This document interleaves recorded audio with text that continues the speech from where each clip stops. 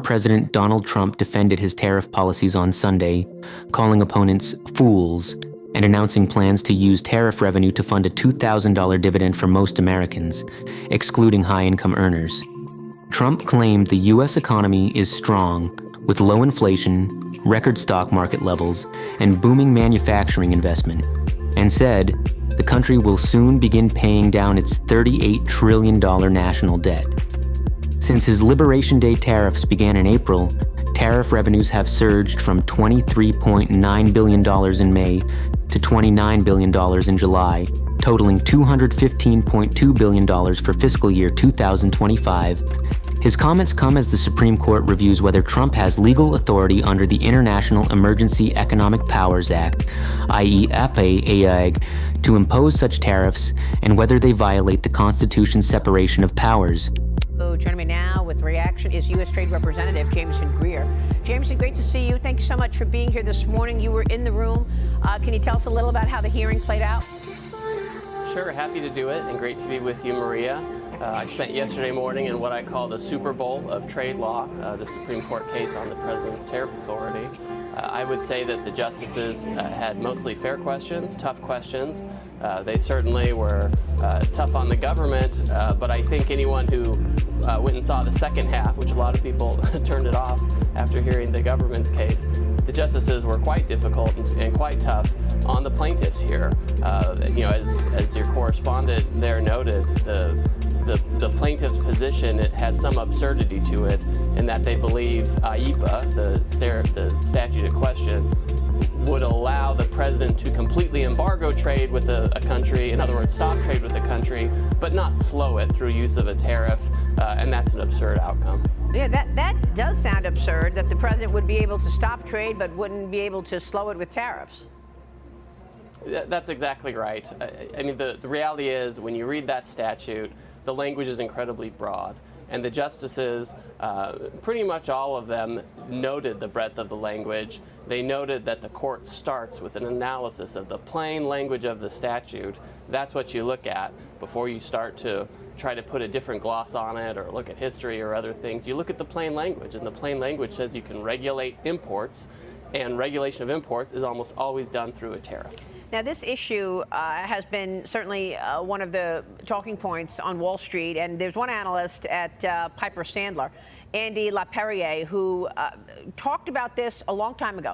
He actually told his clients many, many months ago that he did believe that the Supreme Court would ultimately rule that the president does not have unlimited authority to impose tariffs under the IEPA or emergency lever. What are your plans, backup plans, if in fact it does go against you? Jameson, I know this morning we've been talking about things like Section 112, Section 232, Section 301 and 338 in the Constitution. Are you looking at things like that in terms of recreating that kind of revenue? Well, the first thing I would say, I don't know Andy, but the president has never purported to have unlimited authority in this area, and in fact, his execution of tariffs has limitations. There are certain things you can't tariff. Congress gets to have a say on all of this, so there are limitations. Are there other statutes where the president can impose tariffs? Of course there are. He used IEPA because it was absolutely the best fit for the emergency we're facing with the trade deficit and the offshoring of manufacturing.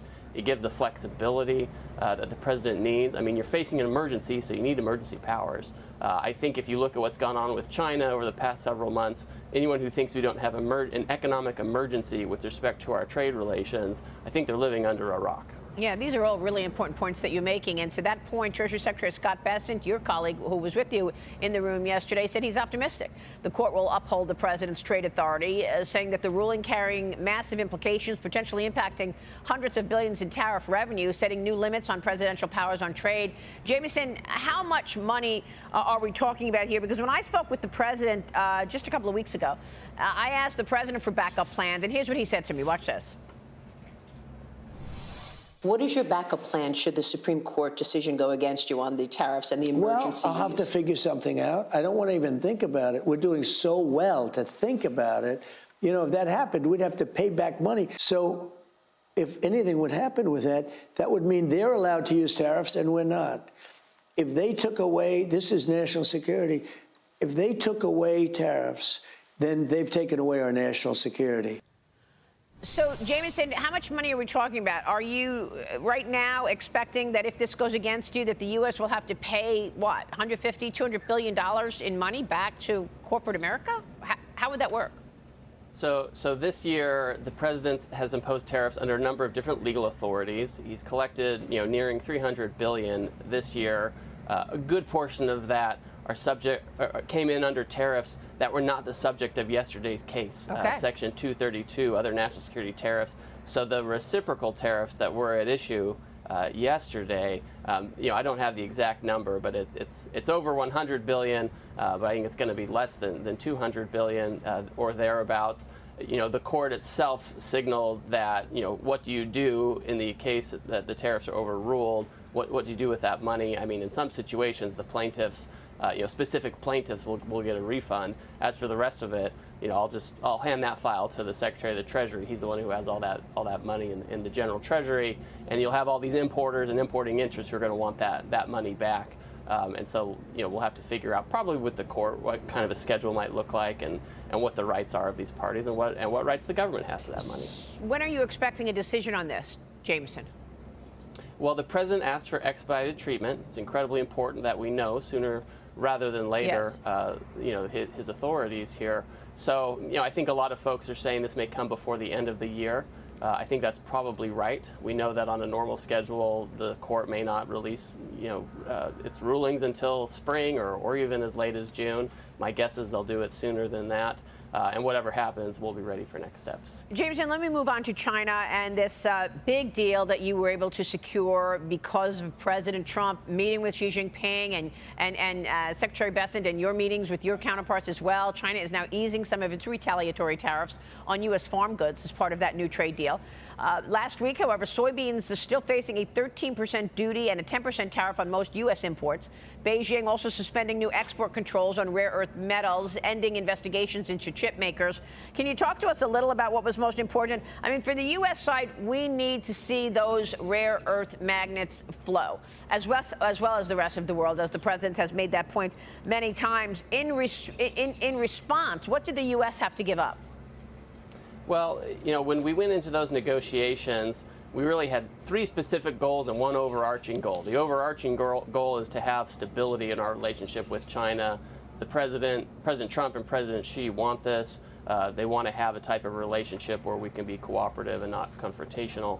And some of the specific goals we had, one, we needed to have those flows of rare earth unimpeded, like you mentioned. It's important for our industrial base and the world's industrial base, because China imposed this on the world, or threatened to at least. Second, we wanted to make sure that China resumed purchases of American goods, particularly a lot of our ag products that have China as a core destination. And third, we wanted to secure Chinese cooperation on fentanyl controls, which we've secured. What did the United States do on its part? We had some investigations and things related to port fees or export controls extending to affiliates of Chinese companies. We took a pause on those measures for further review. We also reduced the tariff on China by 10 percentage points because of their fentanyl cooperation. But remember, we still have anywhere from 45 to 50% tariffs on China at this time. And at the same time, there was also a new rule in terms of expanding the entities list, which you said that you would put aside for a year. Is that right? How does that affect Chinese companies? Was that a priority for the Chinese side? So that was something that was important to the Chinese side. That was really a procedural rule. It wasn't China specific. For 40 years, the United States, in implementing export controls, right, controlling technology that can go to certain companies or countries overseas, you do it based on the specific name of a company. The United States said, well, we want to make sure that we're covering the field here. So if there's a subsidiary that's 50% or more owned by one of these listed entities, they should be covered too. We implemented that rule. It ended up covering a huge swath of companies, not just in China, but in other countries as well. And so we paused that rule. And so we'll just continue with our 40-year practice with export controls as opposed to this procedural move. Well, look, you've also been pushing, and the president has been aggressive in pushing corporate America to get the supply chains to America. and make sure that America is less reliant on the supply chains out of communist China. How long are you expecting that to take? Because at some point, is the U.S. going to be able to refine those rare earth minerals on its own? Yes, the answer is yes. With the United States, as well as its allies and partners around the world, we are already proceeding to reshore or nearshore rare earth production. Remember, you have the mining, you have the processing and refining, and then you have the manufacturing of the magnets. And these are the steps that we're focused on. You have a lot of these types of mines and facilities in the U.S., but they've been mothballed for 10, 15, 20 years. We're trying to get those back online. And then you have new deposits all over the place, certainly in America, but also in places like Australia. And the president's been going around concluding a memorandum of understanding with a variety of countries with respect to critical minerals and rare earths about working together to explore these deposits, get processing up and running, and make sure that the economics make sense so these companies can get a return on their investment. It can be economically feasible to produce rare earths right here in America. And so many companies are relying on that. We spoke with, the CEO of Therabody earlier, and he said, look, we need these rare earths. I mean, this is a company that's making, wellness products, and, you don't initially think about that, but it's not just, corporate America, it's also government, whereas we need those rare earths for the military, right? Yes, and that's what's so frustrating about the Chinese export controls or proposals. When the United States or other countries impose export controls, it's almost always on the highest tech products that we have. I mean, we make all kinds of semiconductors. 95% of them you can ship to China, no problem. There's just a very small set that you don't ship.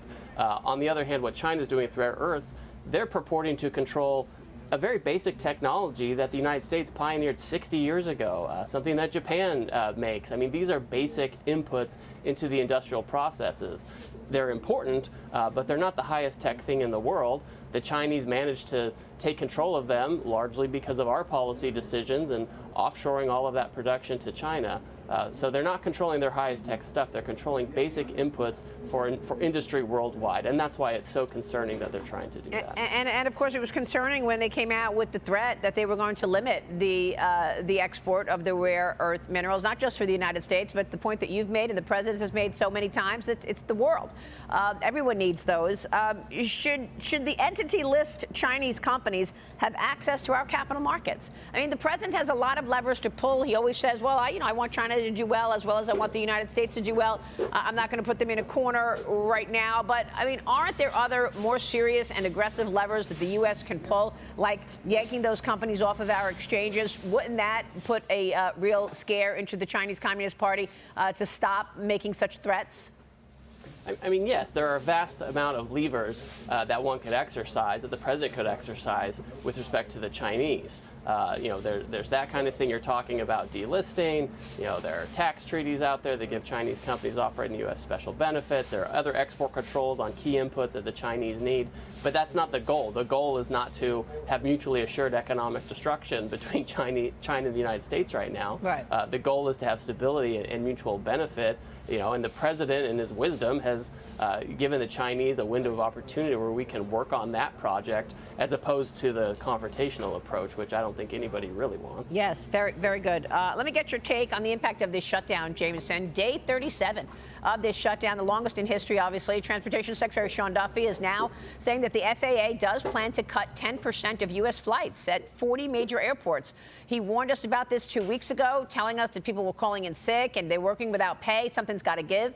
Senate Democrats are divided on whether to strike a deal with Republicans to reopen government. What is your expectation of the impact on this from this shutdown on the economy?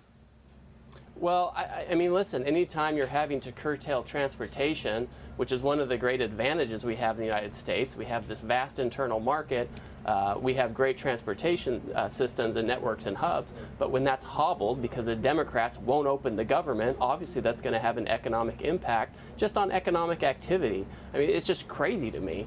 So I'm hoping that we can move forward, that the rational Democrats can, join their few colleagues that have voted for it, and then we can get this government reopened and get the country humming.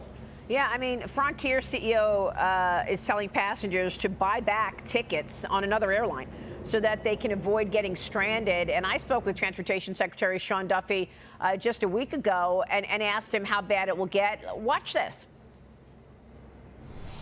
Is it even safe to fly right now, Secretary? That's job number one, Maria. And again, I need my controllers focused on the airspace, not about the finances at home. They'll tell me there is that seepage of how are they going to deal with those finances. My job is to keep the airspace safe. And so if I don't feel like I have enough controllers or enough controllers that are focused, we will slow down traffic. We will stop traffic. And that's why you see the delays in the system. I mean, Jameson, look what's going on here. I mentioned the CEO of Frontier, Barry Biffle. He's telling passengers, buy a backup ticket. You know, buy another ticket just in case so you don't get stranded. Jameson, your assessment of where we are here, do you think the government opens next week? Well, listen, I've talked to a few senators this week, and I've heard hope and I've heard optimism.